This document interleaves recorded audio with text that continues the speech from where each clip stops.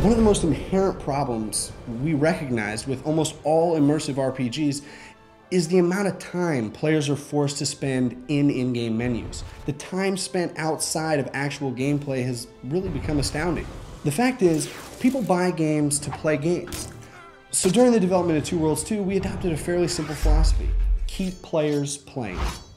To accomplish this, we took a long, hard look at things we could improve upon and really tried to maintain an outside-the-box perspective throughout the entire development of the user interface. The first hurdle we had to overcome were the controllers, more specifically the lack of buttons. So we set out to create a way for players to access the full arsenal of their hotkey assignable objects, no matter how many items or spells were in their inventory. And that's when we came up with the hotkey expansive radio menu. Now, radio menus are nothing new, but they've always been limited to the amount of items game developers could fit in the circle and still be visible enough for players to recognize. So our approach was to incorporate a radio menu that players could access on the fly that contains any assignable items in their inventory. Simply highlight, assign, close, boom, back in action. Now, this system becomes invaluable for mage class players. Just imagine being able to access every spell in your inventory with just a couple of buttons. Now, a little bit about our spellcasting system called Demons.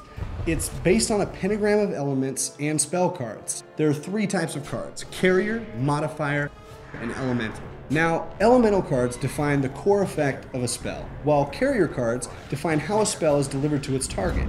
Finally, the Modifier cards change the nature of the spell, and that's where things can get really interesting. In the same way that Two Worlds 2 offers you real choice in the use and creation of spells, we wanted to make sure that the ability to play the way you want to was also reflected in every single aspect of the game. We noticed that most games we were playing tended to force players into picking a class before the game had even begun. Melee, magic, ranged weapons, stock characters with stock abilities. Two Worlds 2 is really about letting players dive into that gray area. We give players the freedom to combine traits from all classes to complement their own personal gameplay style. Different armor and weapon sets can even be hot swapped in the heat of battle with the tap of a button.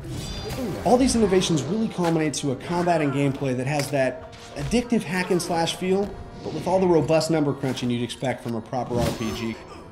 It's a really fun balance that you don't experience often in a game this size.